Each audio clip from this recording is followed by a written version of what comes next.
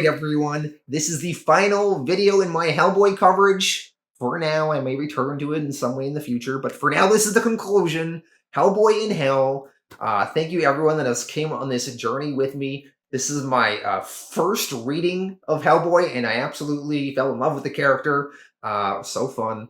So Hellboy in Hell is a very interesting book, and I think it is very good, although it is very abstract and avant-garde sometimes, and it can be a little hard to wrap your head around some of the concepts. There's also tons of Easter eggs and payoffs that you will fully appreciate if you've read all the Hellboy stuff before this, because there's lots of callbacks to stuff in the short stories and other omnibuses. So it's really a culmination of everything that Hellboy has been doing for several years leading into this story arc.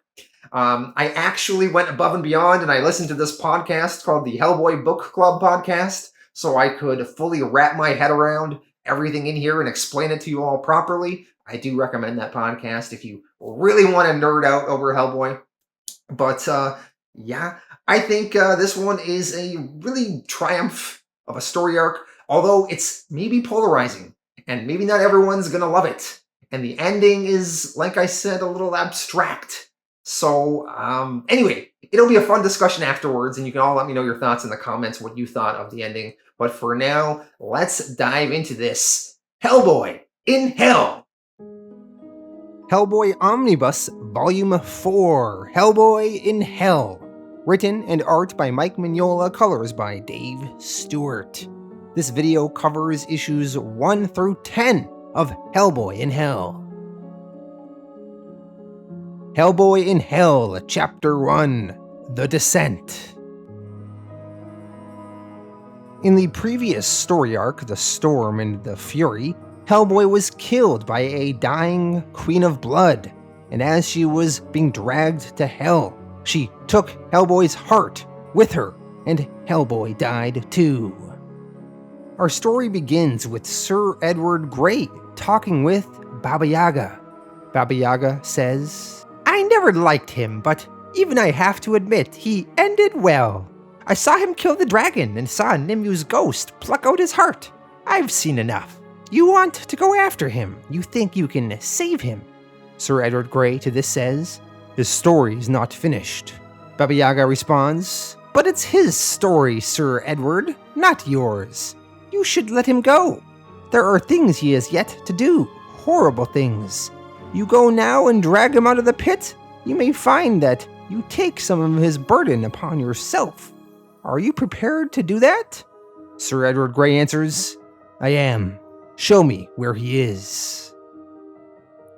We see Hellboy falling into a pit on his way to Hell.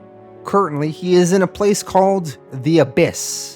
A place that isn't quite Hell, but is certainly on the way.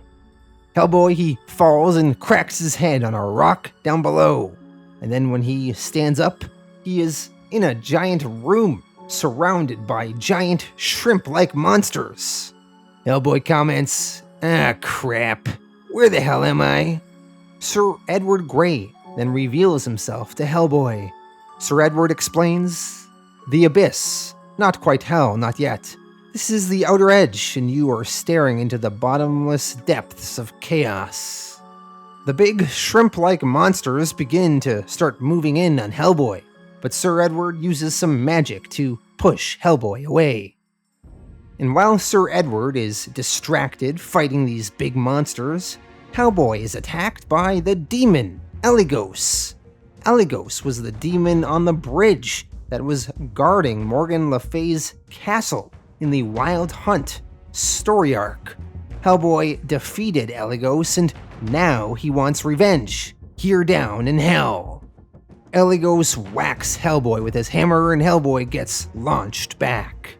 Eligos tells Hellboy, "You cost me everything. Now I'll see you punished." Sir Edward finishes off fending back these big shrimp monsters, and then he turns his attention back to Hellboy, and now sees Hellboy in another scuffle with this Eligos guy.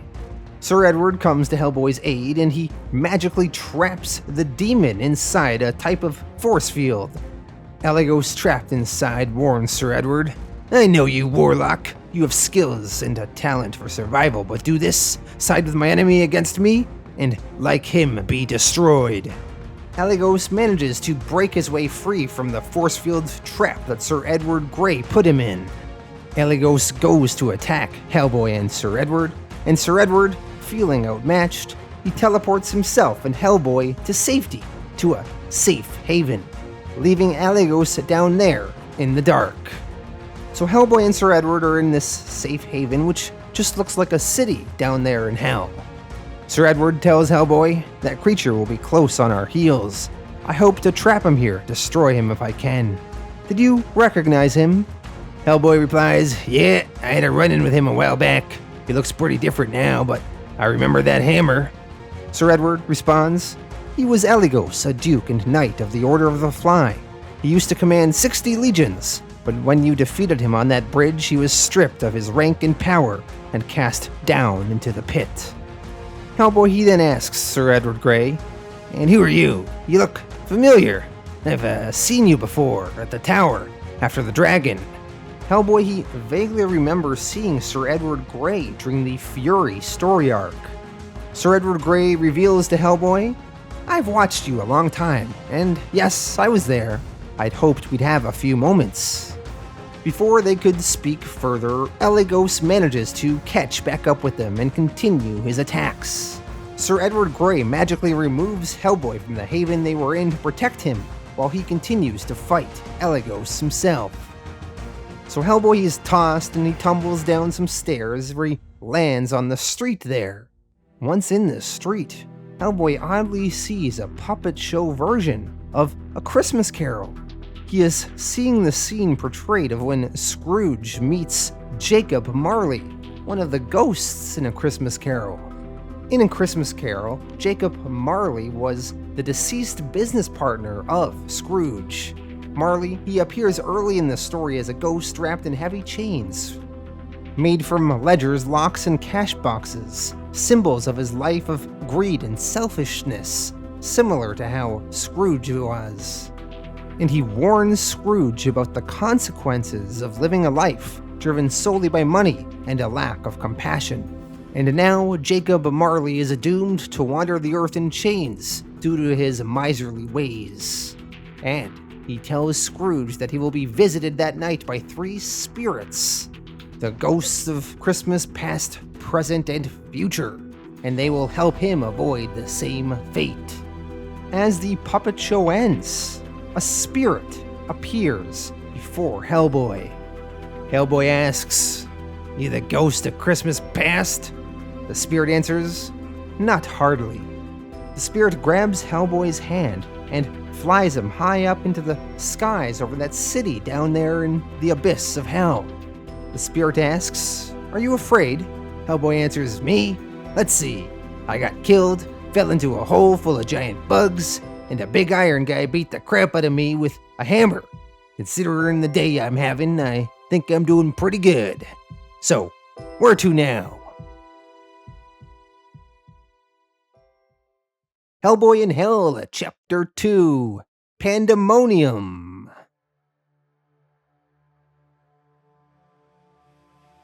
The spirit carries Hellboy across the Stygian Sea, across the Lake of Fire, to the very heart of Hell, the city of Pandemonium. The spirit tells Hellboy to not worry about being attacked here. No one is here. At news of Hellboy's coming, and his death and his descent into hell, everyone went in a rush to hide themselves in their own far countries. Hellboy questions, who's they? The spirit answers, all the princes and ministers of hell, all the dukes and earls and knights, all fled along with their legions of demons. Hellboy is then brought to the citadel of the Fly, once the seat of power, the beating heart of Pandemonium. The spirit continues and says, but no more. They are all gone now, save one. The spirit then takes Hellboy to his throne room that would be rightfully Hellboy's. He shows Hellboy his throne, his crown, and his father's sword, and the ring of his office. The spirit says, it's all rightfully yours to take. Hellboy once again refuses, saying, Didn't we just go through all this? I don't want any of it. Now, you said they all ran off, save one. Who's the one? The spirit then leads Hellboy to the one demon that stayed behind. Satan, the enemy, the king of the rebel spirits, king of the world, lord over all the powers of the air. Hellboy stops the spirit and says, "Yeah, I've heard of him." The spirit continues, "For 2,000 years he has been sleeping alone and unguarded, all his domain governed by his lesser creatures. A simple matter for someone to go down there and break his neck and crush his skull. Or like Macbeth, steal into the chamber of his sleeping king to cut his throat." The spirit then pulls out a dagger and says, "So, is this a dagger which I see before me? The handle toward my hand? Who would have thought the old man to have had so much blood in him?" The spirit hands Hellboy the dagger, and the dagger then falls to the floor, soaked in blood. Hellboy, he questions, "So everyone ran away when they heard I was coming. Why?" The spirit evades the question, saying, "Oh, so many reasons." Hellboy says he's seen enough. The spirit then teleports Hellboy somewhere else, to a river in hell called Cocytus. And at that river, a second spirit greets Hellboy.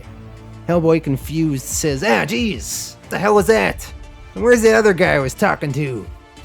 The spirit brings Hellboy over to the river Cocytus and explains it flows down of the earth into hell.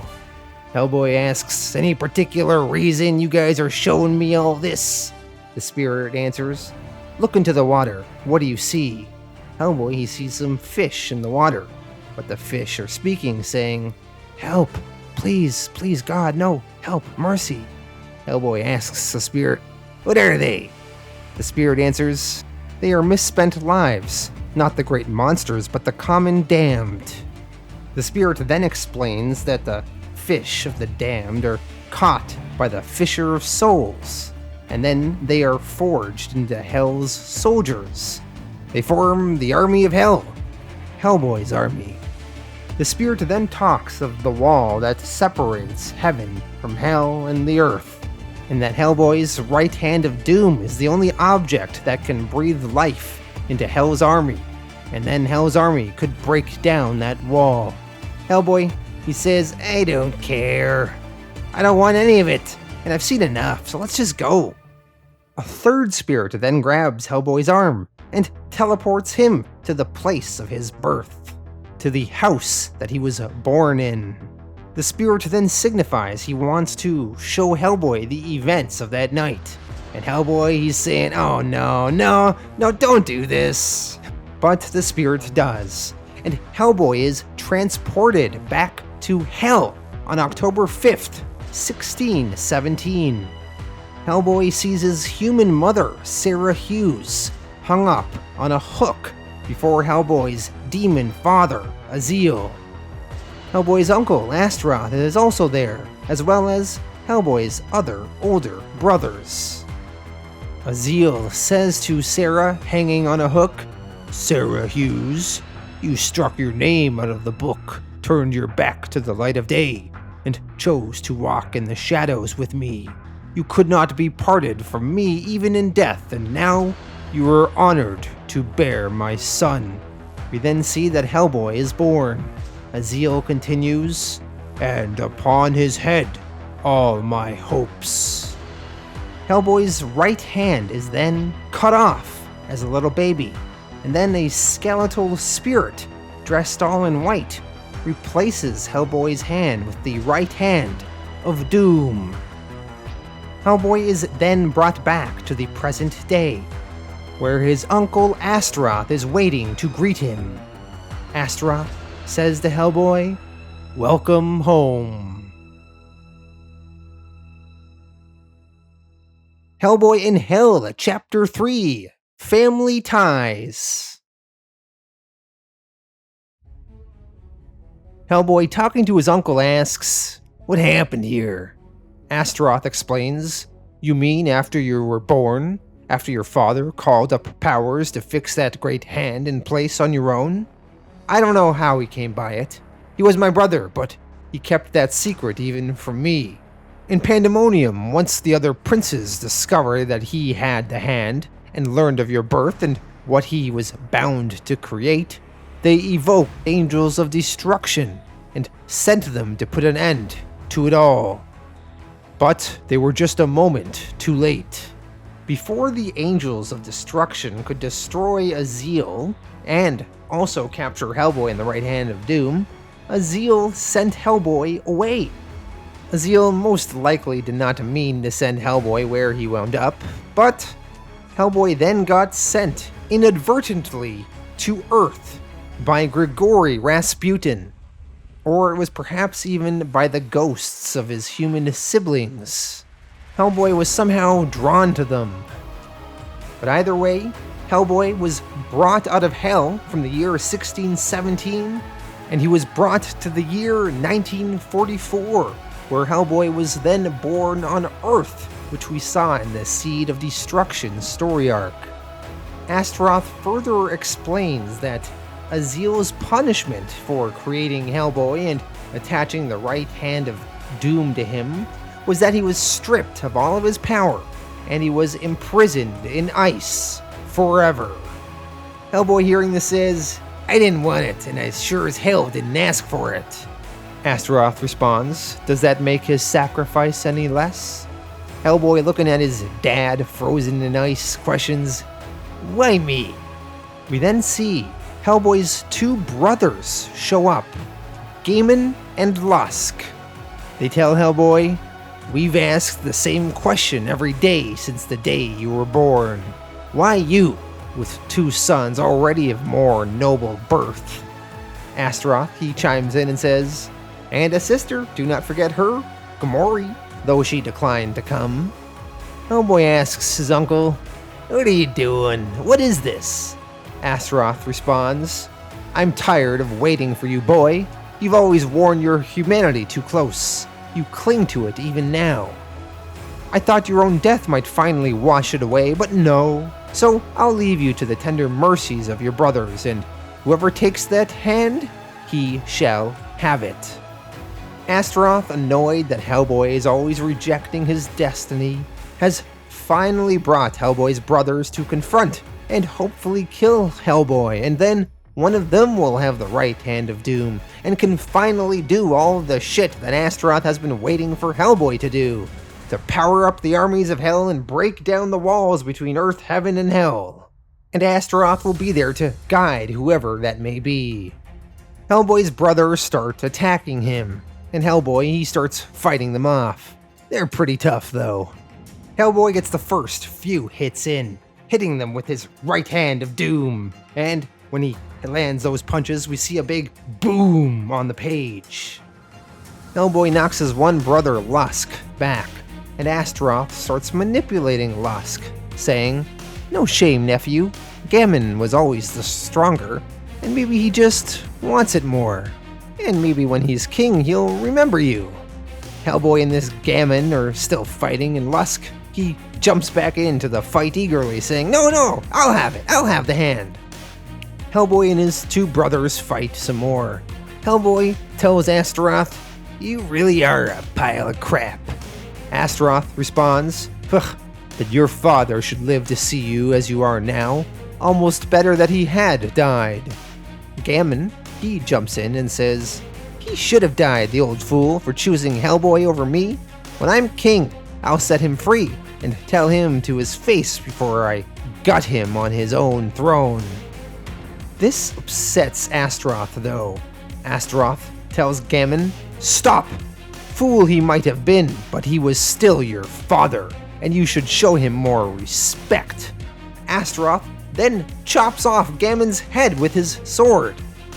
The other brother, Lusk, he expresses shock at Astaroth's actions. He says, "Uncle, what have you done?" Astaroth responds, "What you would have had to do one day yourself." Lusk replies, "No, I wouldn't." Astaroth, disappointed, says, "Duh, didn't my brother have any sons? You cannot be this weak. Turn around and finish this fight." Astaroth attempts to manipulate Lusk some more. He says, "Oh, Lusk, you were always the stronger. It was always going to be you." Lusk, annoyed with his uncle, is tired of fighting, and he calls him a liar. While this battle was going on, it eventually spilled over to the frozen lakes of hell. And while the battle has spilled over to these frozen lakes, all of a sudden, an enormous dragon called a Leviathan bursts from the ice beneath Astaroth, Gammon, and Lusk, and it eats them all. And they're dead. That is literally how these characters are getting killed off. Wow. Hellboy responds, "Holy crap, I didn't see that coming." Hellboy is still trying to wrap his head around what just happened. And then he is visited by a small flying demon. This was the same demon that helped Hellboy in his battle against Eligos at the bridge in the Wild Hunt story arc. The little demon tells Hellboy that that creature was a Leviathan, and there was some old grudge between him and Astaroth, and, well, now it's settled. The demon asks Hellboy if Hellboy remembers him. Hellboy responds, "You guys all look the same." The demon explains to Hellboy that he was at the bridge when he fought Eligos, and he helped him there, and Hellboy promised that he'd remember him when he came into his kingdom. Hellboy says, "Yeah, that's right." The little demon replies, "Well, but now there is no kingdom, and no more princes, and no generals, and no dukes or lords." Hellboy to this says, "Yeah, just you guys, the working class. I get it."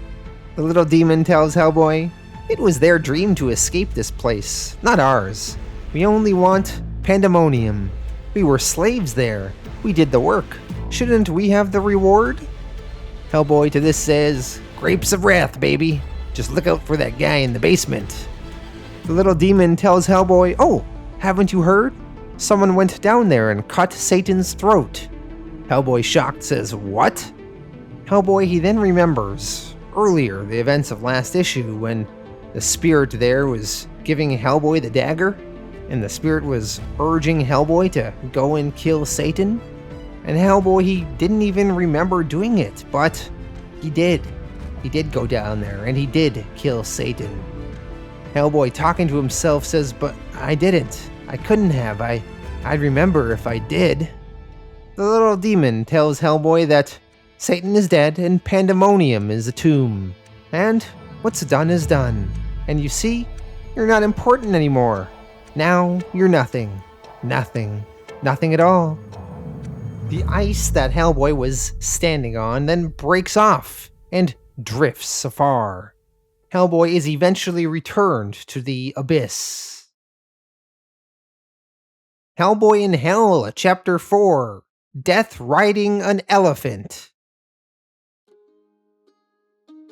Hellboy is floating in the abyss until eventually Edward Grey, via some magic, teleports Hellboy back over to him, to his home in Hell.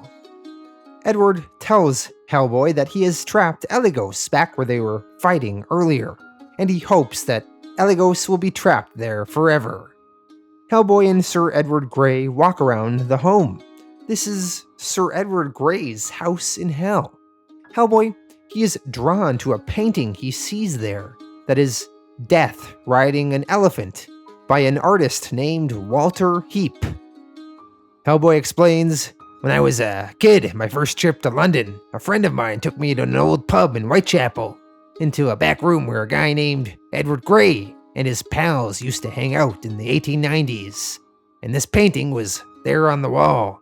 The place burned down a couple years later. I would have assumed the painting went with it." Sir Edward Grey replies, "It wasn't actually mine. It was a gift to the Silver Lantern Club, but I always liked it. I couldn't just let it burn." Hellboy questions, You're him then, Edward Grey?" Sir Edward answers, "I am." Hellboy, he then asks, "Geez, I always heard you were a good guy. How'd you end up here?" Sir Edward Grey answers, "It's not always fair how things happen. You know that better than most." Sir Edward Grey then tells Hellboy that he knows Hellboy killed Satan. Hellboy laments, "I don't even remember doing it." Sir Edward Grey to this says, "You don't want to remember, and you don't have to. It only matters that it's done. Let me tell you something a very wise woman told me once. People are like houses. The more experiences you have, the more memories, the more rooms in your house. Some of those rooms are worth revisiting, others better left locked and boarded up and bricked over. Hellboy replies, "Simple as that, eh?" Sir Edward Grey says, "It can be." Hellboy, he then asks how Sir Edward Grey wound up here in Hell. He supposedly disappeared in the 1920s, right? Sir Edward Grey answers, in 1916 is when he went missing. Sir Edward Grey then goes over his origin story. He worked for Queen Victoria as a special agent, pertaining to matters of the occult. After leaving her service, he established himself as a private detective in Whitechapel, in rooms directly above the tavern where Hellboy saw that painting. One of his primary duties as an agent was to keep a close watch on the Heliopic Brotherhood of Ra. Sir Edward Grey watched them as best he could, and by 1893 their temple in London had closed due to Sir Edward Grey's work and influence. By 1908, most of the Heliopic Brotherhood of Ra had disbanded and had fled Europe. Eventually, Sir Edward Grey caught up with them again in the year 1916 in Chicago. They had managed to half-conjure a demon named Amdusius, one of the greater dukes of hell. They were using machines, and Sir Edward Grey believed those machines would somehow contain or control him. So Sir Edward Grey showed up and he destroyed some of those machines, and the demon Amdusius was sucked back down into the pit. But not alone. He dragged Sir Edward Grey with him. He cursed Sir Edward Grey that he should live forever, and then he tore him to pieces and left his body to fall on the rocks along the banks of the Acheron. Eventually, there were creatures that lived on those rocks down there in hell, and they gathered up Sir Edward Grey's body parts and stitched him back together the best they could. And they cared for him, and then eventually they brought him here. So that is Sir Edward Grey's origin.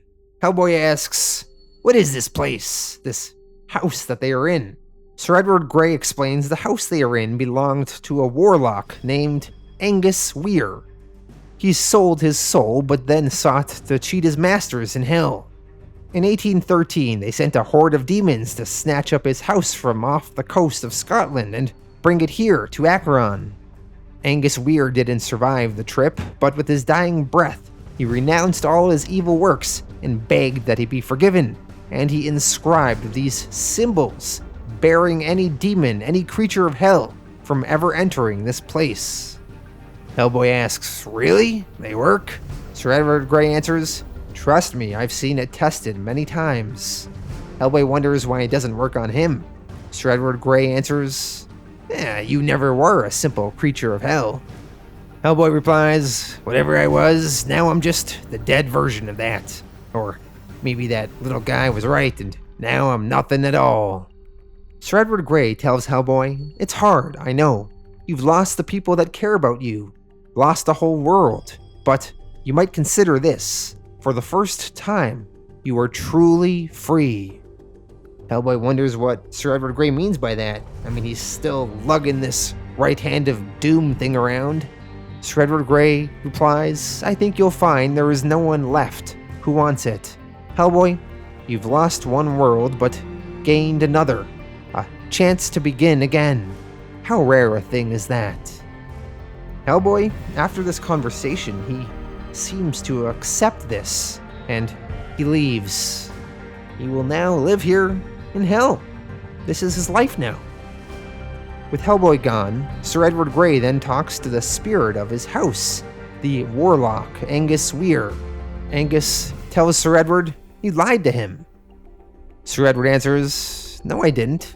Not about the hand. With Astaroth gone, none of the others that survive have that kind of ambition." Angus replies, "But you lied that he's free."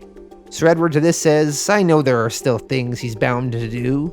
3 more things at least, but the first of these things I will take on myself. I agreed to do it when I hauled him out of the abyss. As for Hellboy and those other things that need doing, I hope they may be a long way off yet. Till then, let him have his time. Let him at least feel free for a while." And Hellboy, he walks on and explores his new home here in Hell. Hellboy in Hell, Issue 5, The 3 Gold Whips. One thing kind of interesting about the new direction this story goes now is that all through Darkness Calls, The Wild Hunt, The Storm and the Fury, and even the first 4 issues of Hellboy in Hell, there was always some greater threat that needed to be dealt with. But now, as Sir Edward Grey said in the last issue, Hellboy is, in a way, free, at least for a little while, and Hellboy doesn't have actually anything he needs to do. So now we're just gonna have a random one-shot of an adventure of Hellboy in Hell. Hellboy is sitting on one of the steps down there in Hell when a man walks up to him named Jules Delow. Jules Delow asks Hellboy, "Excuse me, sir, I hate to bother you." Hellboy tells the man, "It's alright, I wasn't doing anything." Jules continues, "You're sure? It's just, well, I don't seem to know where I am, and you don't happen to know a cemetery around here, do you? I'm led to believe it's a large one." Hellboy responds, "I haven't seen it, but I'll help you look." Jules is happy to have Hellboy's help. He also asks, "And you wouldn't by any chance happen to know the time? I'm afraid the time's a bit of an issue for me." Hellboy answers, "Time? No idea, sorry." Jules Delow then tells Hellboy his story. He was a captain fighting in the war, specifically the Napoleonic Wars in the 1800s. And there was a particularly horrible battle, and there were 3 of them, and they ran off and hid in an old church. And there, at midnight, a devil appeared to bargain for their souls. And by the way, when I say devil here in this story, it's kind of devil with a lowercase d, not like the main devil, Satan himself, the Lord of the Underworld. Kind of just like a lower level demon devil. And we see this devil looks kind of dragon-like. And the devil offered each of the men a whip and promised them 7 years living like kings. And the whip, it was a magical whip. All you had to do was crack them at the ground and it would make gold coins appear. So 7 years living like kings and they could crack a gold whip and get coins whenever they wanted. The devil told them, "I like you fellas, so I'll give you this chance. When I come to take you to hell, I'll have you guess what meal waits for you there, how you shall eat it, and how you shall drink it. Guess correctly and I'll let you go, and let you keep your souls, and dispose of them however you like. Do you agree?" Jules and the other men, they agreed. Jules tells Hellboy, "We sold our souls for gold in a few years, and tonight, at midnight, our time is up." Hellboy says, "Yeah, that's a problem." The man tells Hellboy, "I don't know what became of the others. We went our separate ways. I lived my own life and went out this evening prepared to leave it, and nearly stepped on a snake. And the snake told Jules to come with him, and he led Jules here, and told him that he'd find that devil's grandmother living in a tomb, and that she might help him. So now Jules wants to find this devil's grandmother and see if she'll help him out of this jam he's in." So Hellboy and this Jules, they go to search for this cemetery, and they eventually find it. We see there are graves and tombstones tumbled all over the place. Jules says, "Ugh, how am I to find her and all that? It's not possible." Jules then sees 2 other soldiers there that fought in the war with him, and they are skeletons. Soldiers recognize Jules Delow. He was their captain. They say, "Oh, we missed you, Captain, at Britannia. We were all there." Jules responds, "I know, I'm sorry. We deserted at Smolensk." As this conversation is going on between Jules and these 2 soldiers, Hellboy looks in the distance and asks, "What's that?" There's a big creature there, walking around. One of the dead soldiers says, "I don't know what that is, but I'm sure it's not good to look at." Hellboy ignores it for now. Hellboy and Jules walk around some more, and eventually they find the devil's grandmother's home, and they enter it. Hellboy tells the grandmother, "Ma'am, my friend here has a problem. Apparently he traded his soul to your grandson for a magic whip, and unless he can guess what's for dinner, he's gonna be screwed. And a talking snake told him you might be able to help him out." The old grandmother asks, you seem familiar. Let me see your hand. Hellboy, he shows his right hand of doom. But unlike throughout this entire series, Hellboy's right hand of doom is no longer that important. The old woman says, no, your other hand, your knife hand. Hellboy, he shows his other hand, the one that he used to hold the knife to stab and kill Satan with.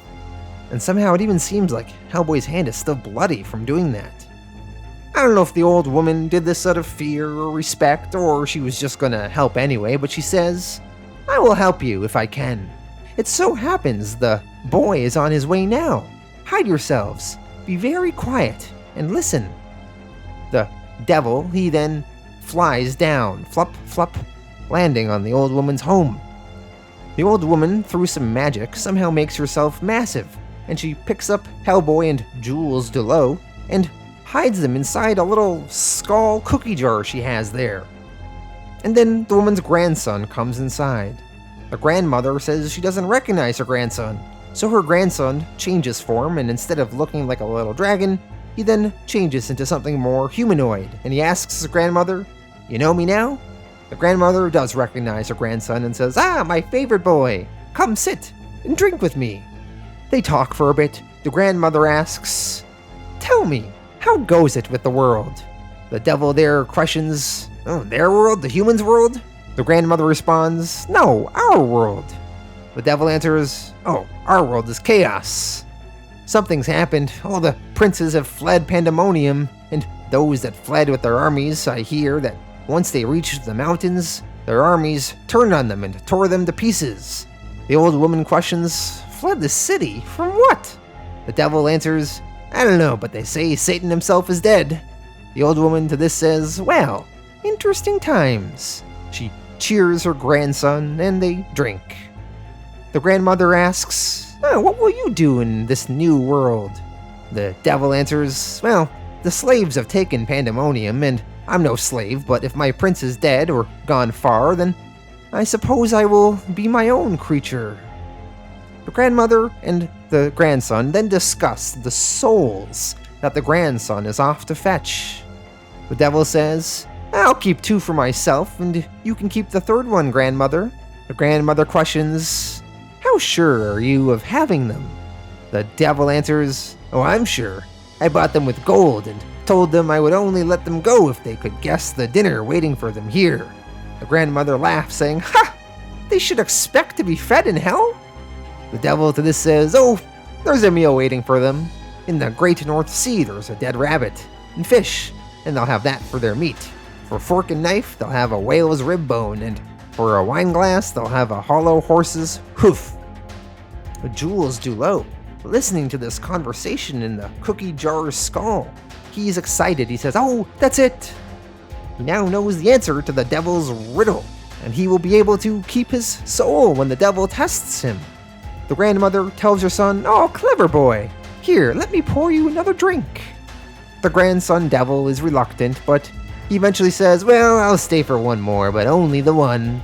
The grandson has a quick drink, and then he passes out. The grandmother lets Hellboy and Jules Delow out of the cookie jar skull. She tells them, you best hurry, he won't sleep long. Jules Delow replies, God bless you, madam. I don't know what I would have done. This angers the old woman a bit, and she quickly tosses them out of the cookie jar to the ground, and then kicks them out. Jules Delow comments to Hellboy, that was abrupt. Hellboy responds, yeah, I don't know if saying God bless was the way to go there, but you get what you were looking for.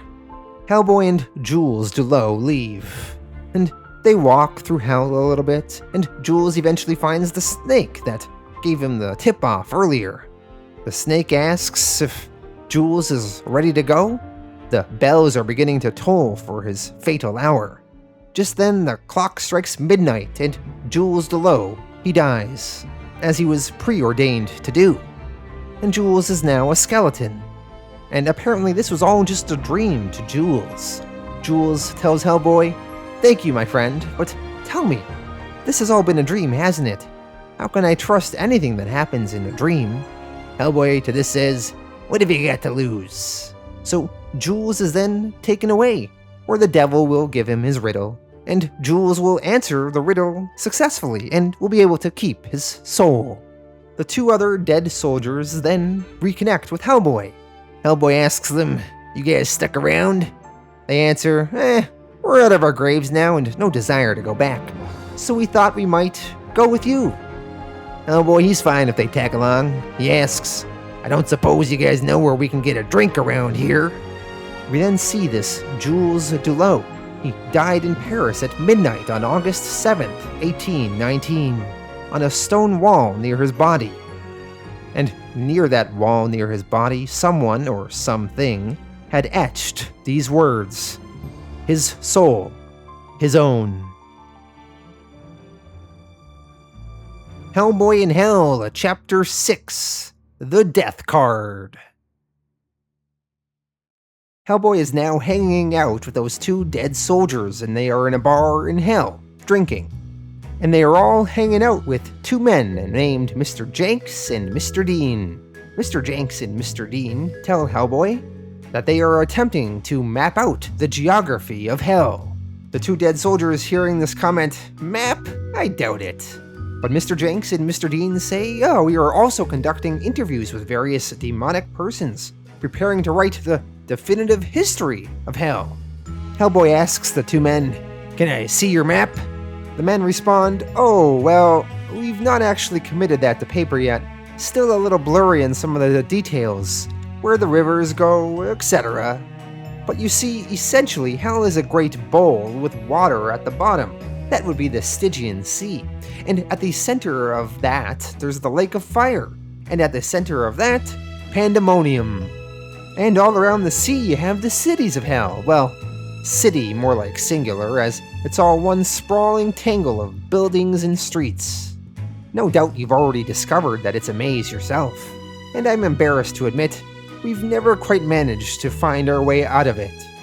We have it on good authority, though, that beyond the city are impassable forests and unclimbable mountains, eventually giving way to a frozen wasteland, and then beyond the rim of the bowl, as it were, there's the abyss. And there's nothing beyond that we've heard of. Hellboy, hearing how Hell is laid out, says, "That's kinda grim." The men tell Hellboy, "Oh, you'll get used to it. Everyone does. The sad truth is, most will forget they ever..." The two men then get cut off, and a new man introduces himself. He says, "Sorry to interrupt. I was wondering if, when you're finished, I might interest you in a hand of cards." We then see that Mr. Jenks and Mr. Dean no longer have a human appearance, and they are indeed skeletons. And this man that is asking them to play cards intimidates them, so they quickly say they are late for an appointment, and they scurry off. The new man asks Hellboy if he wants to play cards. Hellboy responds, "Why not? He looks sort of familiar. Have we met before?" Hellboy has met this man before. This man is from the Vampire of Prague story arc. He is the Vampire of Prague himself. That story arc was set in the year 1982. So Hellboy tussled with this vampire guy over 30 years ago. The Vampire of Prague responds to Hellboy's question if they've met before. He answers, "Perhaps." Hellboy asks, "What are we playing?" The vampire answers, "It doesn't matter. All games are the same to me." The vampire then pulls a card out from the deck and deals it to Hellboy. He deals Hellboy the Death card. And then he jumps and attacks Hellboy and yells, "You remember me now?" The vampire then grabs Hellboy and flies him through the roof of the building they are in and into the sky. The two soldier skeletons Hellboy was with, along with a smoking ape, wonder what just happened. Hellboy and the Vampire of Prague fight on the rooftops. The vampire punches Hellboy in his face and knocking him down, then he asks him, "You remember me now?" Hellboy answers, "I remember you, tough guy. Where the hell are you?" The vampire sneaks up behind Hellboy and punches him again.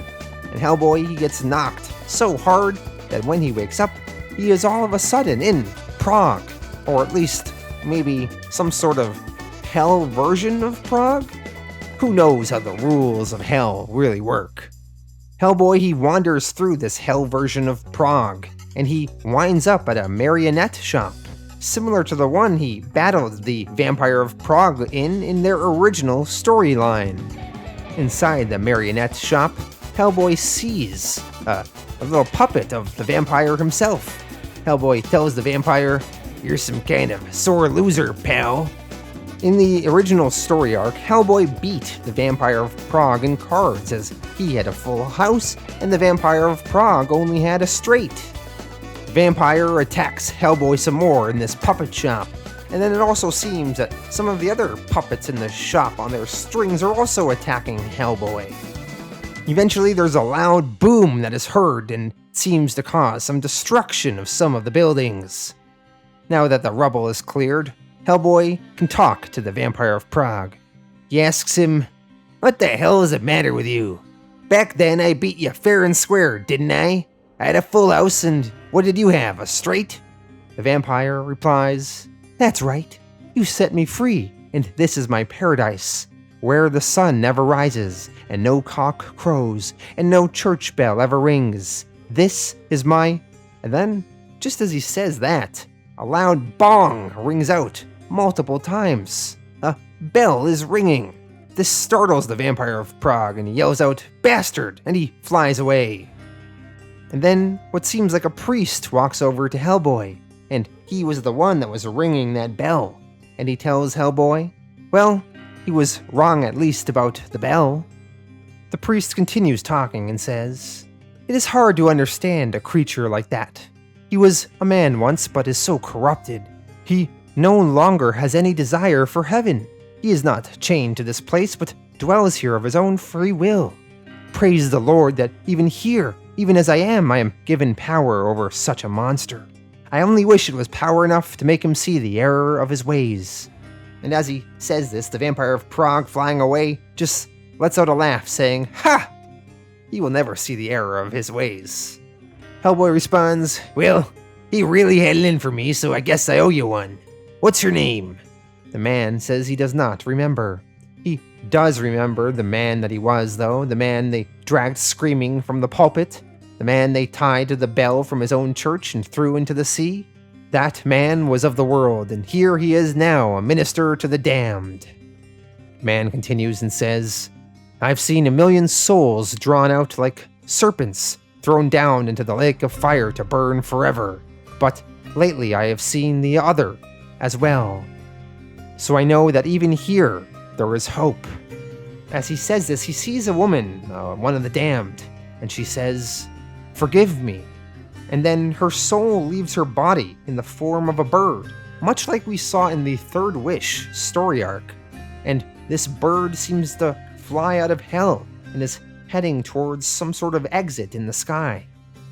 The priest tells Hellboy, "Perhaps there is even hope for you, my son, but you know you must feel it, the darkness closing around you, threatening to consume you forever." As the priest says this, we see that Hellboy, he's really looking a lot more pale than he was in the past. His skin is no longer red, it is more of like a beige color. And we also see the hole in his chest, where his heart was ripped out of. Hellboy, he replies to the man, "I feel fine, considering." We also get a tease of Hellboy's sister, Gamori, and she just says, "Murder." So we are teasing that she is going to be coming back into the story.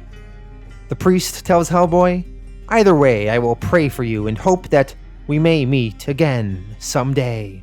The priest then rings his bell a few more times. Bong, bong, bong.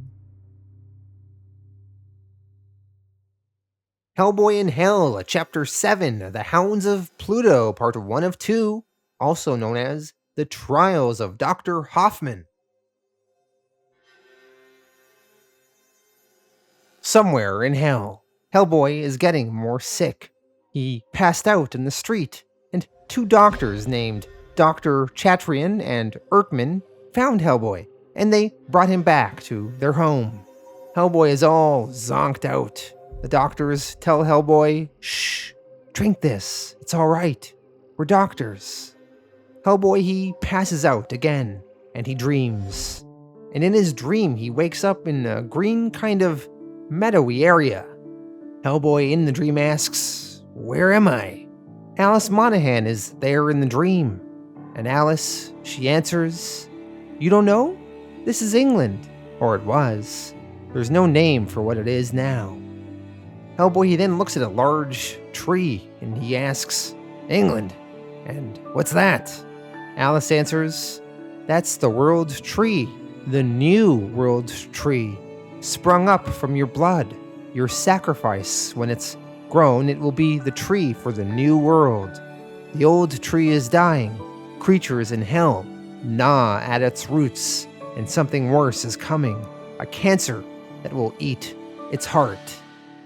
This world tree in this building below it is supposed to, I believe, actually be where Hellboy fought the Ogdru Jihad and the Queen of Blood in the Storm and the Fury story arc. So this is what that location looks like now. Alice, she continues and says, "Its days are numbered, and those numbers written in fire spell out your name, your true name." Hellboy asks, "Alice, God, that is you. What happened? What are you talking about?" Alice answers, "I'm sorry, there's so much I don't understand myself. Not yet.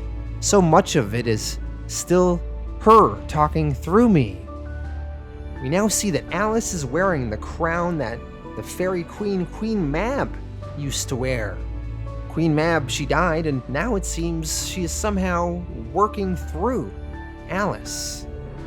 Hellboy questions what Alice means that someone is talking through her, and Alice answers, "Queen Mab, and someday soon it will all just be me. You're Alice, you're England, but it was hers, and now she's giving it to me. What I do know now is that the old world is almost done. It's all going to pass away, all except for this place, and here it all begins again."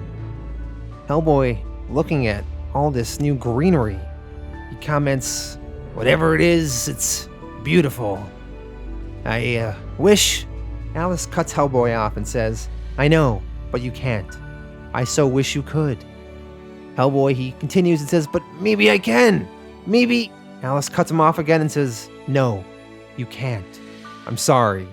And then boom! Hellboy wakes up again, back in hell, with the two doctors inspecting him. When Hellboy does wake up, he murmurs, "Alice." The doctors comment, "Oh, you're back. We thought we'd lost you for good that time." Hellboy, confused, asks, "What? Where am I? Who the hell are you guys? How'd I get here?" The doctors explain they found him lying in the road, and that Hellboy is gravely ill. Hellboy, he questions, "How does that work? I'm already dead. How much worse can I get?" The doctors answer, "Oh, worse. Much worse. It appears like some carnivorous parasite has attached itself to your soul." "Doctor, do we like the word soul?" The other doctor responds, "I never like the word. I'm a scientist." Hellboy, he says, "Well, now that you guys mention it, I do feel pretty crappy." The doctors tell Hellboy, "You're being gutted, sir. You could well end up one of those empty husks you sometimes see along the shore, yowling at the sea." We then see what these doctors were talking about. Down by the shore, we see these so-called empty husks that are just standing there, soulless, just standing, doing nothing. Hellboy replies to the doctors, "Yeah, we don't want that. So what can you do for me?" The two doctors, who are in fact skeletons, once again, like many people in Hellboy in Hell, reply, "Oh, there's nothing we can do. Not quite.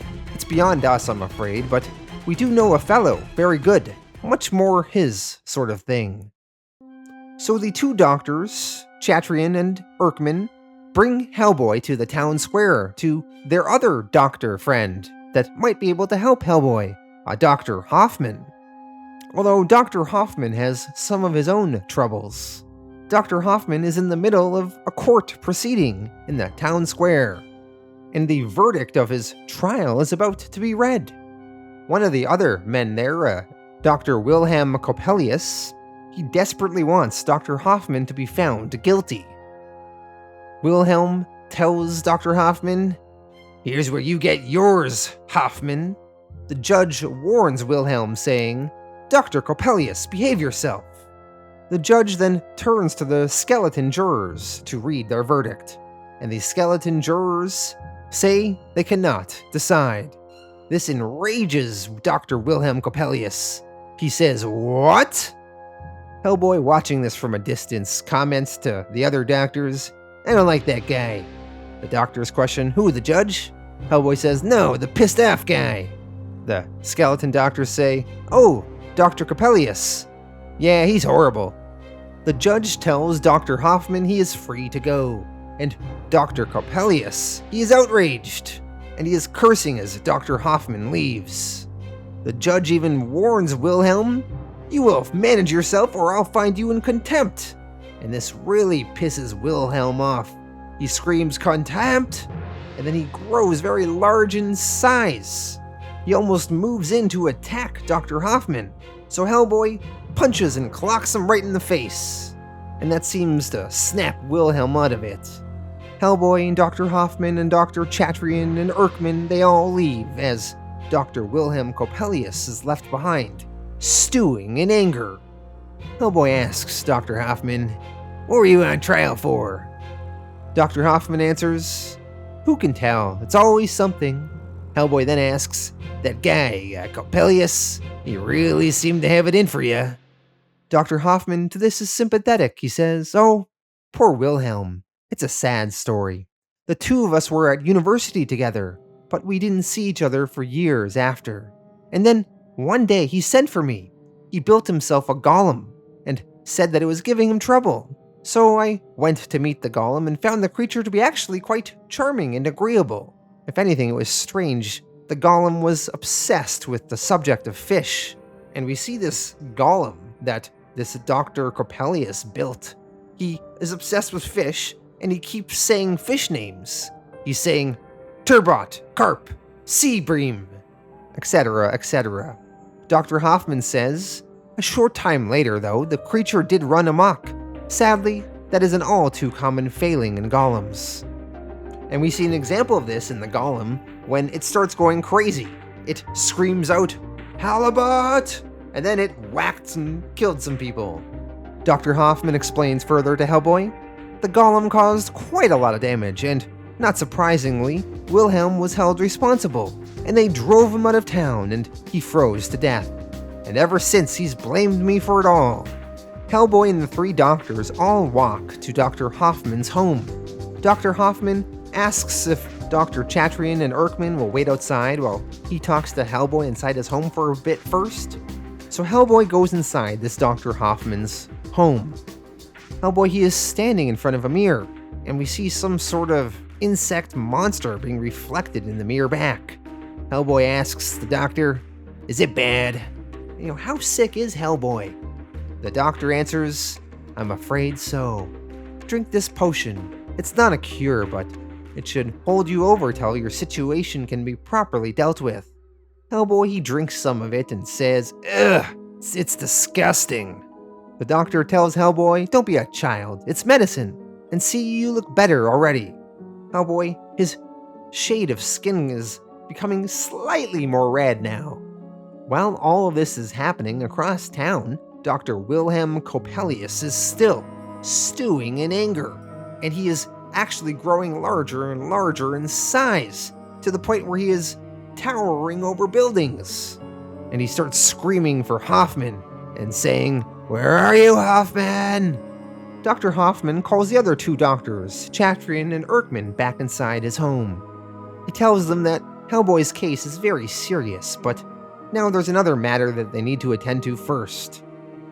And that matter is ensuring Dr. Wilhelm Coppelius doesn't kill them all. And we see Wilhelm is towering over this city now, and he's still screaming out Hoffman's name.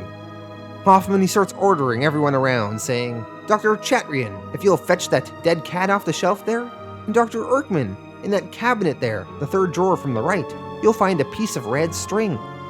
He then has Hellboy grab a trunk and drag it outside into the street. They're all outside now. Hoffman tells them all, "It would appear that Dr. Coppelius's hatred of me is finally driven him completely mad, and now he's coming to settle this thing once and for all. I think it best that you two wait back inside. So he tells the other two doctors to go back in his home. Hellboy asks what the doctor wants him to do. Dr. Hoffman answers, "Well, I'm gonna go lie down in this trunk. If you could just keep Wilhelm occupied while I trap his spirit inside this dead cat." Hellboy, like this is all completely normal, lights his cigarette and says, "Yeah, okay." So Dr. Hoffman gets inside the trunk and starts trying to trap Wilhelm's spirit in the dead cat. Hoffman inside that trunk is reciting an incantation, all while Hellboy is standing watch. And then eventually, Dr. Wilhelm Coppelius, the size of a large monster now, arrives to tower over Hellboy and Dr. Hoffman inside the trunk, and Hellboy and Coppelius are squaring off. Hellboy in Hell, Chapter 8, The Hounds of Pluto, Part 2 of 2. Hellboy is battling this Dr. Coppelius. Coppelius is moving in on him, but Hellboy, with his right hand of doom, cracks him right in his face. Boom! Hellboy even says the word boom. It's not enough that Hellboy punches the guy with the right hand of doom, he's also got to make the sound effect himself. Hellboy then tells Coppelius, "Now behave yourself." The two doctors, Chatrian and Erkman, they're watching this battle from inside Dr. Hoffman's house. The one doctor says to the other, "How's he doing out there?" The other replies, "It's hard to say." Dr. Coppelius, he is still asking where Hoffman is. Hellboy tells him, "Relax, I think he went next door to borrow a mandrake root, but he told me to tell you to stick around." Coppelius picks up Hellboy and grabs him into the sky. But then, all of a sudden, Coppelius poofs away, and his soul is trapped inside the dead cat, per Dr. Hoffman's incantations. We see the dark eyes of the cat then spring to orange, signifying Coppelius' soul is now inside of it. And with Coppelius disappeared into the cat, Hellboy is dropped and falls to the street below. Hellboy asks Dr. Hoffman, "Is that it?" Hoffman now gets out of the chest. Dr. Coppelius, now in the cat, is attacking Dr. Hoffman, and it manages to actually bite off a piece of his ear. Hellboy grabs the cat though and swings it around. And Dr. Hoffman eventually wraps the red string around the cat, and that seems to finally make the cat freeze in place and turn a more gray, dead color. Hellboy, exhausted, now asks, "Is that it now?" And then he passes out. Thud! Hellboy, he then wakes up, and he's back inside Dr. Hoffman's place.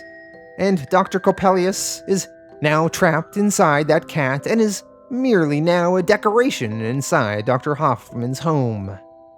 Dr. Hoffman tells Hellboy, "I'm so sorry, my friend. I was rushed and I didn't have the string around the cat's neck quite tight enough, but not to worry, it's all properly done now. And how are you feeling?" Hellboy answers, "I could use some more of that medicine of yours." Dr. Hoffman replies, "Oh, I'm afraid it's too late for that to do you any good. But don't worry, I'm now able to give your case my full attention." Hellboy to this says, "I'm all yours, Doc." Hoffman now needs to take Hellboy somewhere else to work on him further. And he turns to the other two doctors, Chatrian and Erkman, and he invites them to join them. He says, "I'd be happy to have you fellows come with us, but I must warn you there could be some considerable danger." The two other doctors, Chatrian and Erkman, they don't like the sound of considerable danger. As soon as Hoffman lights a candle, the other two doctors disappear and run away. Oh well, Dr. Hoffman and Hellboy begin descending into the basement of Hoffman's home. Hoffman comments to Hellboy, "Just as well those doctors didn't join us. I can't imagine they would have been much use to us." Hellboy concurs, saying, "Yeah, probably not." Hoffman tells Hellboy, "I will do what I can for you, but your situation is quite serious. Will you tell me your name?" Hellboy, he answers, "Back in the world, they called me Hellboy." The doctor replies, "Oh, really? That's unfortunate." Hellboy to this says, "Yeah, now that I'm here in hell, it does seem pretty silly." The two of them then descend further into the depths, continuing to talk about Hellboy's past. Eventually, they arrive at what seems just a plain gray room, with a kind of coffin or something in the middle. Hoffman tells Hellboy to wait, and eventually some large insectoid kind of creatures arrive. Hoffman tells Hellboy, "Whatever happens now, let me do the talking." Hellboy, seeing these creatures, asks, "Okay, but what are they?" Hoffman then explains what these weird creatures are. They're the Urnays, sometimes called the Furies. Alecto, Megaria, and Tisiphone. Sometimes they act on their own volition, but more often they are invoked to see justice done when some criminal has escaped the common law of men and gods. They hound the guilty till he or she is reduced to a mindless phantom, doomed to wander in the dark for all time. Invisible till now, these are the creatures that have been hounding you, gnawing away at your soul. Alright, so to further explain what these creatures are, they are these Furies. They are also known as the Hounds of Pluto, which is the title of this issue. And Pluto is the Roman name for the god Hades, who rules the underworld. In Greek mythology, Hades is the god of the dead and the king of the underworld. So if Hades is the god of the underworld and these are the Hounds of Pluto, they are here to kind of enact justice on behalf of Hades or Pluto. Dr. Hoffman asks these Hounds of Pluto, what is it that Hellboy here has been accused of? The Hounds answer, "Murder, murder, murder! He will not deny the charge." Hellboy, he assumes they are here for him killing Satan. He remembers the bloody dagger that he stabbed him with. Dr. Hoffman, though, is protecting Hellboy, saying, "He does deny the charge. I speak for him. I know him. He is not capable of such a thing." Hellboy tells Dr. Hoffman, "Let it go, Doc." Hoffman continues, though, asking, "Who is he accused of murdering? He has a right to know." The Hounds, though, are not here for Hellboy killing Satan. They instead charge him with the murders of his family members, his uncle Astaroth and his brothers, Lusk and Gammon. Hellboy, he shoots up when he hears this, though. He says, "Hey, I didn't have anything to do with that." The Hounds swat Hellboy aside. Hellboy starts bleeding profusely. The Hounds dip their fingers in Hellboy's blood, and they taste it, and they pronounce him innocent. They say, "So many deaths at his hands, but not these. She lied, and she will answer for it. Gamori, stand and answer for what you've done." Hellboy's sister, Gamori, is all of a sudden transported before them. Hellboy's sister is the one that told the Hounds that Hellboy killed his family. Gamori does not like her brother, Hellboy. In fact, in the short story called The Midnight Circus, set in the year 1948, she tried to lure a then very young Hellboy and tried to kill him. But her uncle Astaroth forbade her. He told her at the time, "You will not touch him or plot against him so long as I live." Gamori said she would obey her uncle's wishes, but under her breath she muttered then, "Sure, so long as you live, uncle." And now, in the current day here in Hell, now that her uncle is gone, she tried to make some moves on Hellboy once again.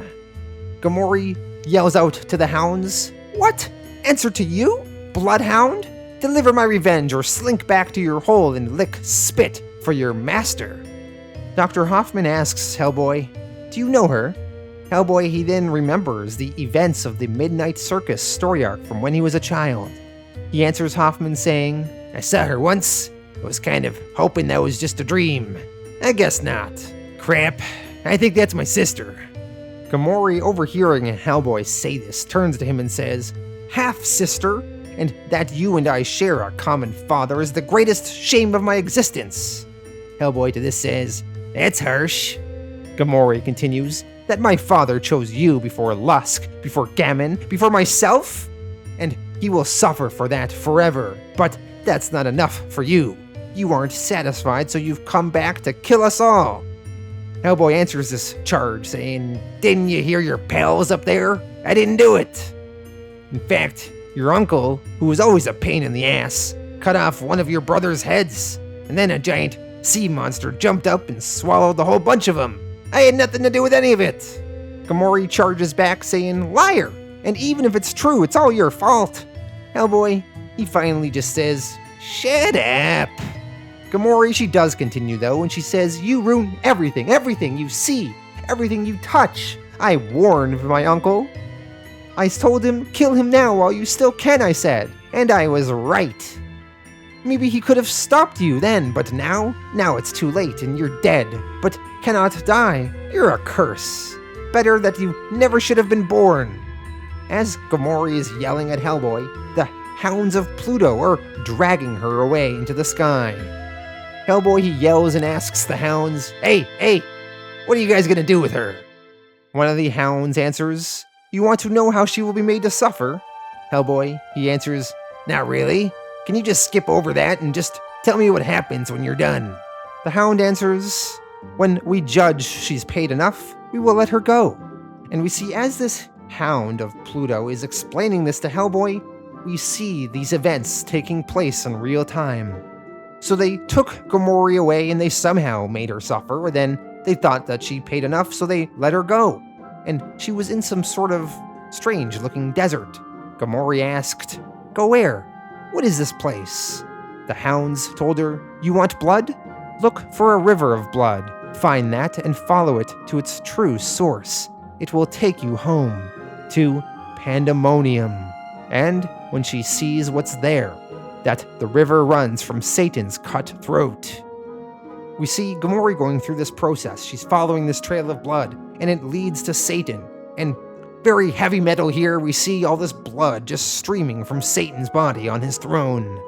The Hounds continue explaining to Hellboy that once Gamori arrives at Satan, she will go mad, and her screaming will be such that the walls will shatter and come crashing down around her, and the hateful place will be utterly destroyed, and Pandemonium will fall. We see the little demons that took over Pandemonium are upset that Pandemonium is collapsing. They say, no, please, it's all we ever wanted. All they wanted was to have this place to themselves, and now it's fallen? So Pandemonium will fall, and Hell's fire would be snuffed out, and the heart of Hell gone forever. So sometime later, all these events that the Hounds of Pluto told Hellboy have come to pass, and Pandemonium has collapsed, and the heart of Hell is gone forever. And Hellboy, he lights his cigarette, and he smokes, and he sits, and he contemplates. Hellboy in Hell, Chapter 9, The Spanish Bride.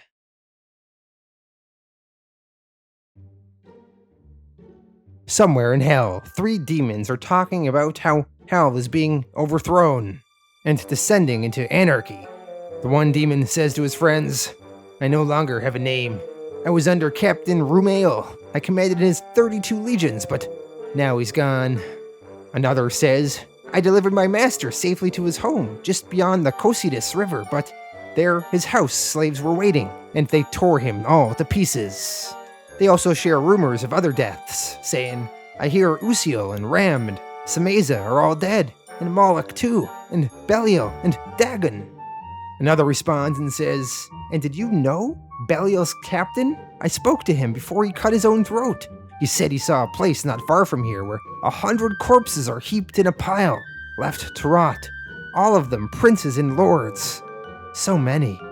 Maybe they're all dead. One of the other men says, Beelzebub, word is that he's closed up in his tower with some few others that survive. The other demons respond, Beelzebub, ugh, our master never liked him. The other one says, neither did mine. But what choice do we have? But will he take us? So these demons, with all the power structure of Hell collapsing, Beelzebub is kind of like the last remaining power they can maybe work under. These 3 demons say, he might take us in, but I would not dare go to him empty-handed. Rather, let us bring him the head and hands of the creature, the monster that would deliver us all back to chaos and the bottomless pit. So these 3 demons then walk over to Hellboy, and they mean to kill him and bring his remains to Beelzebub and gain favor with him. Hellboy warns these three to not fight him. He says, "Don't do it. I mean it. You boys should just keep walking." But the three demons, they attack Hellboy. Hellboy, he fights some of them off, hitting them with his right hand of doom. But eventually these three demons manage to outnumber Hellboy and gain the upper hand on him, and they are slicing and dicing him with their swords, and they pin Hellboy to a tree. Hellboy is seemingly helpless. He begins goading them to finish him off, saying, "What are you waiting for?" The demons then discuss if they should finish Hellboy off. The one says, "This is what everyone was afraid of? He doesn't appear to be anything. And yet..." And the other says, "Go on, take his head." The other continues, "He ruined everything." Hellboy to this says, "Oh yeah? Was it a nice place before I got here? Really? Guess all the books got it wrong." Alright, the one demon, he grabs his sword, he's preparing the killing blow, and then he gets zapped and disintegrates to the ground. He got zapped by a female demon there in the distance. She warns them, "You two run along now, unless you want more of the same." The two remaining demons, not wanting to get disintegrated, they retreat, flying away. The female demon then walks over to Hellboy and asks, "You would have actually let them cut off your head?" Hellboy answers, "I'm dead already. Maybe I was curious to see what would happen." The female demon answers, "Life and death, both are a mystery." Hellboy asks the woman, "Do I know you?"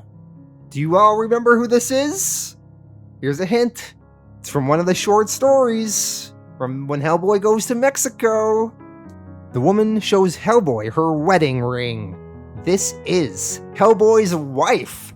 From the short story, Hellboy Gets Married, which was set in the year 1956. It is part of the storyline where Hellboy went to Mexico. So Hellboy's wife, she shows Hellboy their wedding ring that is green and emerald and also has a little snake that comes out of it. And when Hellboy sees the ring, he says, "Ah, crap." We see some flashbacks to their wedding night, where a demonic dead priest was telling them their vows, and told them that they would be bound together for all time. Hellboy tells his wife now, "In my defense, I was drinking a lot in those days." His wife asks, "You don't remember our wedding night?" Hellboy answers, "I remember in the morning you tried to kill me." His wife responds, "To be fair, you were none too pleasant yourself that morning. A lady is like to take offense." Hellboy, he tried to shoot her with his gun on their wedding morning, and he said to her, "I want a divorce." Hellboy now says, "It probably wasn't my finest hour, but when a lady turns out to not be a lady, and all her pals turn out to be skeletons, well, there's gonna be trouble."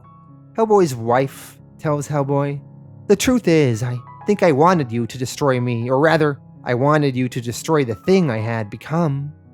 Hellboy, he killed his wife on their wedding morning, stabbing her through her stomach. Hellboy's wife continues, "My story is long and complicated. Suffice to say that I was born in Spain but served in hell. I wandered the earth a long time, but knew I was bound for the burning sea, Pandemonium. And imagine my surprise when I arrived in hell and I found that everyone else there was talking about you. They were so afraid when they heard you were coming, and they let their slaves see their fear, and that was their doom. When they all fled the city, I remained behind. I knew you would come, and I suppose I knew why, even before you did." Hellboy's wife then explains that when Hellboy killed Satan down there in Pandemonium, she was there. She was there as this red snake, and she urged him on. She influenced and pushed him to do it, whispering in his ear, "Do it now." Hellboy's wife says, "Who would have thought Satan would have had so much blood in him?" Hellboy asks, "Why, you think with him gone, the two of us are going to be running this place as king and queen?" Hellboy's wife says, "I'd be lying if I said the thought had not occurred to me, and you did swear an oath that we would be bound together forever, but no, it's too late. The world that was, it's nearly all gone now."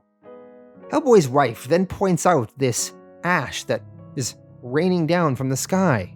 It almost looks like snow. She explains to Hellboy, "You see this? Hell's fire has gone out. Pandemonium has fallen, collapsed into the sea, and all her treasures drowned. Your unclaimed crown, your father's broken sword, his ring." Hellboy's wife actually shows she is wearing the ring of the House of the Fly. She says, well, no, not his ring. I thought I'd keep it, if you don't mind. A memento of what might have been. But I thought you should at least have this, a reminder of simpler times. She then gives Hellboy her wedding ring.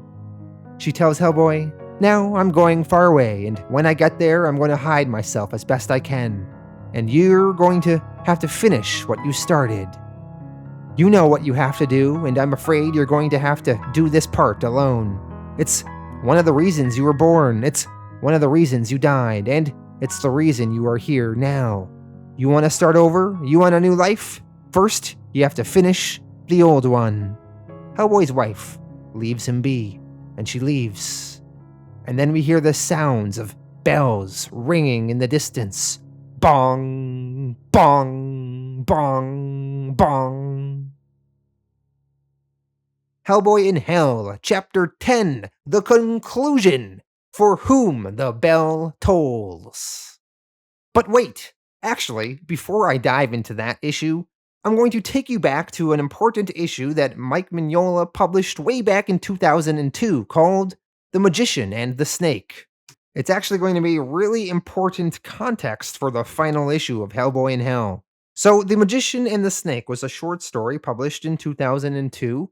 It was written by Mignola, but also Mignola's 7-year-old daughter, Katie, also helped write the story, and it was her idea. This short story also won an Eisner Award at the time for Best Short Story for that year. We see a monkey wearing a crown. He is some sort of king, and he is talking to a magician. The monkey tells the magician, "Bah, your feeble tricks bore me. Go away." But the magician has a grand trick up his sleeve. He tells the Monkey King, "Patience, your majesty. Observe this final demonstration. You see?" The magician, he then makes 3 shapes appear above his hand. A cube, a sphere, and a pyramid. So the magician, he has these 3 shapes floating above him, and then poof, they disappear. The Monkey King is impressed. He says, "Zounds, I stand corrected. You, sir, are the greatest magician in the world." Later on, the magician is talking to his friend, the snake, and the magician tells the snake, I'm not really the greatest magician." The magician's best friend, the snake, he asks, "Oh, this is a great honor though, why are you so sad?" The magician explains, "I have extended myself beyond my gifts. I have sought to elevate myself beyond my rightful place in the universe." The snake, he questions, "But you made those shapes disappear." The magician answers, "But not forever. One day they will return, and on that day I will die." Upon hearing this, the snake's heart was broken. He says to the magician, "Please, say it isn't true." The magician replies, "All we can do is make the most of what time we have."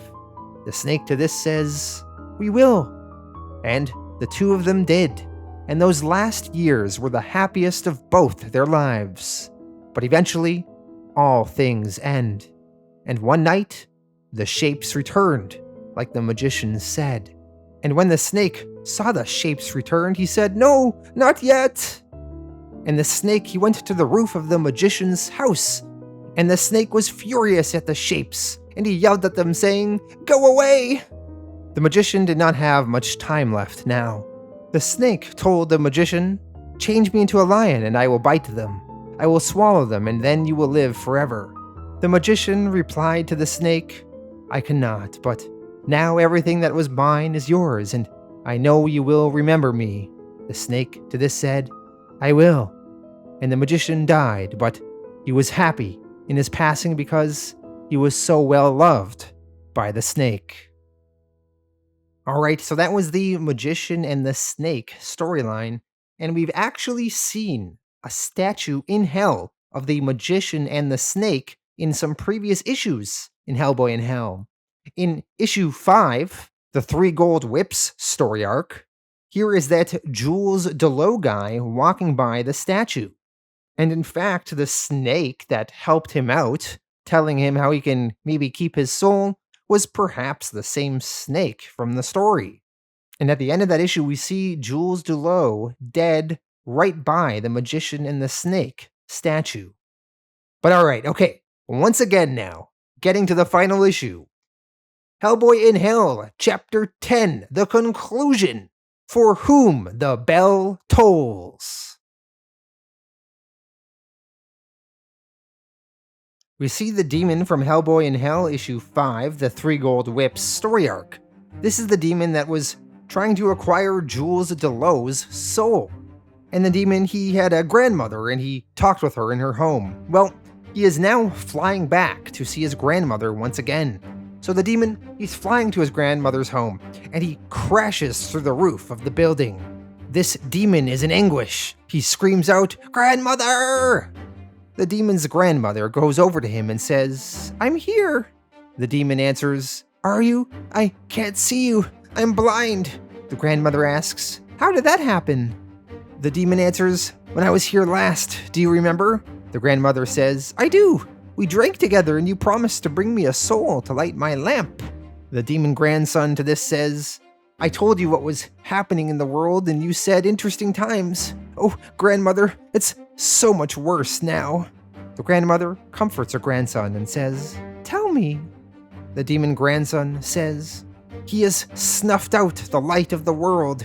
Pandemonium is fallen, Satan is dead, and now also all his princes." The grandmother questions, "All dead?" The demon grandson continues, "I was there. I told you before how the princes fled their city with their armies, how those armies turned on them and tore them to pieces. Well, a few survived, hidden away in Beelzebub's castle, out near the edge of the world. I, and a few others, we offered ourselves there to be slaves, because at least there we were safe." So we see now in the past, this demon, he went to Beelzebub's castle, as Beelzebub was one of the last few rulers of Hell, still in operation. Beelzebub was addressing all of his new slaves, and he told them, "Safe for now, but how much longer? Hell's great fire is nearly out, drowned in royal blood. We few here, we are her last candle. Therefore, I am resolved. We shall call down into the pit to our brother long lost but never forgotten." We then get a cutaway to the two map makers / historians of Hell, Mr. Jenks and Mr. Dean.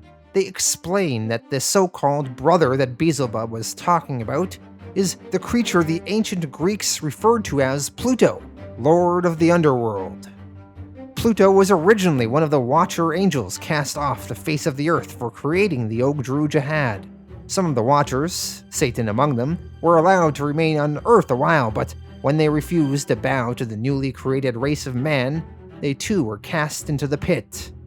Satan's gang and Pluto's gang went at each other tooth and claw for 1,000 years, and in the end, Satan's gang came out on top. Beelzebub, addressing his people some more, says, "We beat them, chained them, and raised Pandemonium on their broken shoulders. Only he was allowed to escape, our brother. And he is our brother, and we have never forgotten him. When we swear, we use his name, and when we pray for strength, we pray to him. Who then should we look to in this our darkest hour? Let him bring his cold fire to relight our burning hell."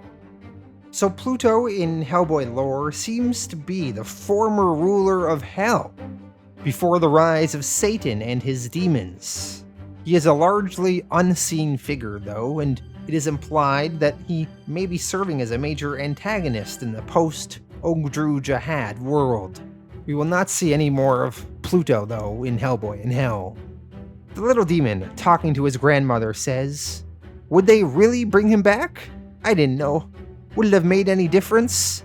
I don't think so." The demon then explains that after all that talking that Beelzebub was doing, the demon there, he lost interest. So he went alone to sit by a window for a while. And as he was staring out that window, he is the only one to see what was coming. That little demon, he saw Hellboy, now a giant there in Hell, the size of a mountain. Hellboy, his horns had fully regrown, and he was engulfed in flames as he walked. The little demon grandson, talking to his grandmother, explained, "I saw a giant strolling across the mountains wrapped in flames, and then I saw Leviathan rise up out of the sea. So as Hellboy is walking, that Leviathan creature, the massive monster that killed Astaroth, Lusk, and Gammon, he came out of the sea, and Hellboy and Leviathan battled. Hellboy, covered in flames the size of a mountain, punched Leviathan, and as they were going at it, then from somewhere out in the dark, another monster rose called Behemoth. Hellboy, he fought them both, firstly killing Leviathan in a bright light of energy. Leviathan disintegrated, falling dead into the sea. Hellboy, he then worked on Behemoth, and then Behemoth eventually crumbled down into dust. Finally, Beelzebub and the other demons there watched Hellboy destroy them from a distance. We then see Hellboy shrouded in black with wings, and his one eye glowing red. His other eye, remember, he gave to Baba Yaga much earlier.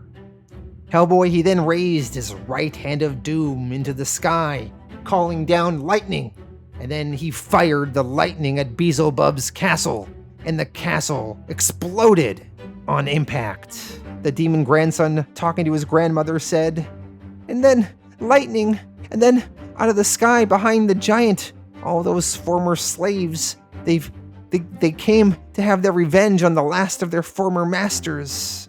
So the little demons came, the ones that Hellboy called the working class of hell, and they came and they tore Beelzebub to pieces, killing him, killing the last of their rulers. The little demons, they said to themselves, "Now we are free!" And then, when they'd finished, they all flew up and disappeared into the giant's burning mouth. The little demon grandson, talking to his grandmother, questions, "Why did they let me live? I don't know, but I watched him turn and walk away, and as he did, he took hold of his horns." So Hellboy, after finally finishing what he had to do, he walked off into the distance, bigger than a mountain, and Hellboy, he ripped off his horns, and by doing so, he caused a great flash of light. The demon grandson explains, "He took hold of his horns, and then there was a sound like thunder and a flash, and then nothing. Blind." That flash of light blinded this little demon. The demon says, "Grandmother, what does it mean?" The grandmother answers for her grandson, "I knew it was coming, but it had arrived so much sooner than expected. What does it mean? For us, it means the end." The grandmother then seems to almost pray. Her grandson then dies. Hellboy is now smaller in size, and his horns are now ripped off. Hellboy, he lights up a cigarette, and he smokes, and he walks. He walks through the deserted cemeteries and streets of hell. He walks by a statue of the magician and the snake and the shapes. Also notice the little birds that are flying. Once again, are these souls escaping hell? We saw this in the third wish, when the souls escaped the Bog Rouge, they were expressed through birds flying. Is that what we were seeing here again? He walks by the shore where the supposed empty husks yowl at the sea. And as he is walking by this shore, it is getting brighter, almost like a sunrise is coming up. Hellboy, he walks, and he eventually comes to what seems like an empty house. And Hellboy, he goes inside. The narration boxes then relay to us some of the same words that were said when Hellboy was first born on Earth during the Seed of Destruction story arc. The narration says, "Shoot it! Kill it! It's a demon come from hell to destroy us all! No!" Like a little boy. Hellboy. So Hellboy, he's in this house. He goes up to some sort of study. And as he is in this study, he sees 3 glowing geometric shapes. The shapes that we saw from the Magician and the Snake story arc. And then the book zooms out, and we see that house there with the single light on in the study, and some stars there in the sky. And that is the end of Hellboy in Hell. In the trade paperback, Mike Mignola wrote an afterword, and I'm going to skip a lot of it, but I want to point out a few things he said. He said with regards to Chapter 10 of Hellboy in Hell, "This is always how it was going to end. It might be a strange ending. I'm sure it doesn't work for everybody out there, but it is my ending. I'm not going to try to explain what those shapes represent. Instead, we're reprinting here the magician and the snake. Of all the things I've done, this is still the story I am most proud of. My daughter Katie told me this story as I walked her home from school. She created those shapes, whatever they are, and so I dedicate this book to her. The trade paperback then goes on to reprint the magician and the snake story arc. So what do the shapes represent? What does the ending mean? One of the interpretations I read that I kind of liked was that when we're reading Hellboy and enjoying the story, in a sense, we are the snake, and we shouldn't be sad because it's the end of the story. We should instead be happy for the whole journey, the time we got to spend together. And the shapes to Hellboy also kind of represent a coming to peace. And though Hellboy isn't fully gone, he has kind of reached a kind of acceptance of his position in the world. Let me know your thoughts in the comments what you think this ending means. But for now, this is the conclusion of Hellboy in Hell.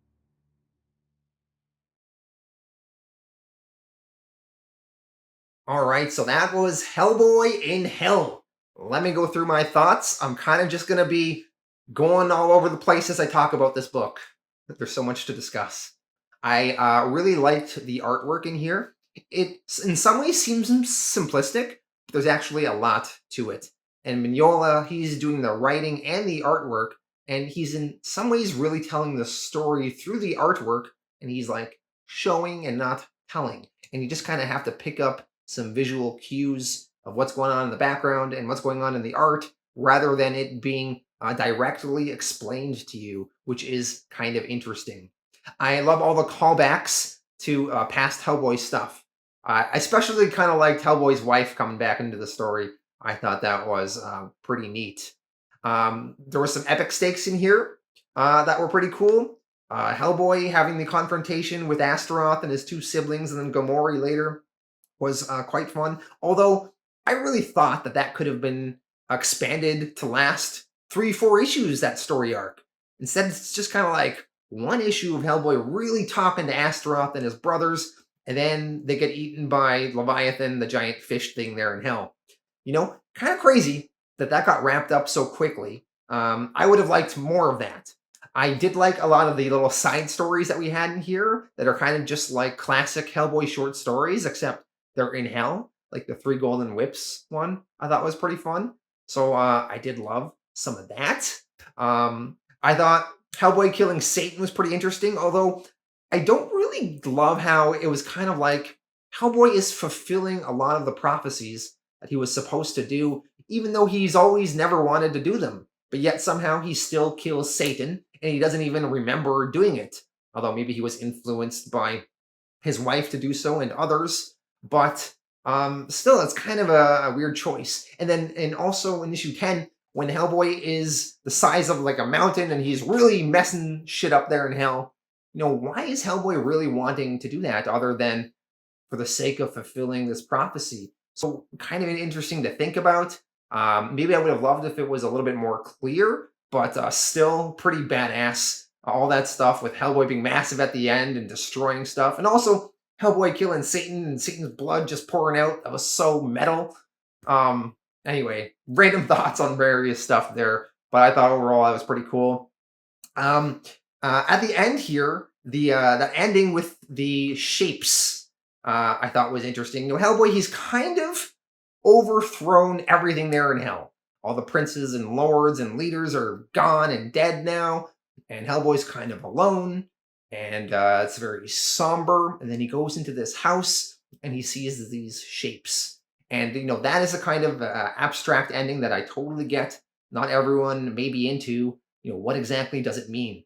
And in the Omnibus, they do reprint the Magician and the Snake story arc, so we can kind of get a little bit of an idea of how the shapes are relating to that moment, although there's no real clear answer. And even when you go on the internet and you read people's theories, there's not generally one accepted thing of what it all means, although maybe that's kind of, in a way, a good ending, because you can kind of put your own interpretation onto it.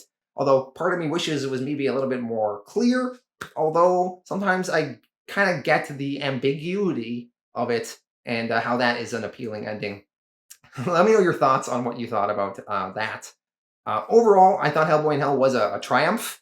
Really, a very artistic book. It really subverts expectations. It's maybe not what we were maybe all expecting, but there was some epic moments and then some quieter moments. And yeah, it was very good. I'm going to give this one a 9 out of 10. Thank you all for watching. Let me know your thoughts on Hellboy in Hell. Now, one thing I do want to point out, some kind of spoilers for the future. So if you don't want to know the spoilers, you can stop watching. But, at the end of this story arc, Hellboy, he's dead and he's in hell and he's kind of going to just be there. And in some ways, people see this as the true, proper ending to Hellboy's story and the end of, Hellboy's canon here. And they like to think of this as the ending.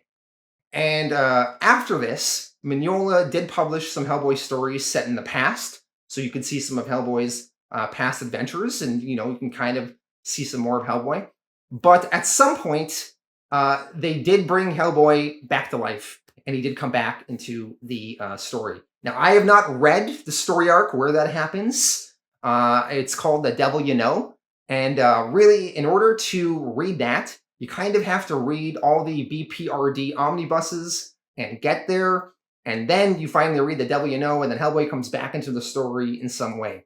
So, this is not the actual ending of Hellboy's story, although on the internet, some people really kind of like the ending in Hellboy in Hell more and think The Devil You Know kind of ruins it a little bit. So, anyway, if you do want to eventually see what happens, read the comics, read the BPRD omnibuses, and eventually get your way to that ending. So myself, I'm planning on reading it and eventually getting there. And then maybe when I do, I'll return to Hellboy and cover that. But for now, this is the end of my Hellboy coverage. I'm going to be jumping on to another book. So thank you all for coming on this journey with me. And I will see you all again in the future with some more comics.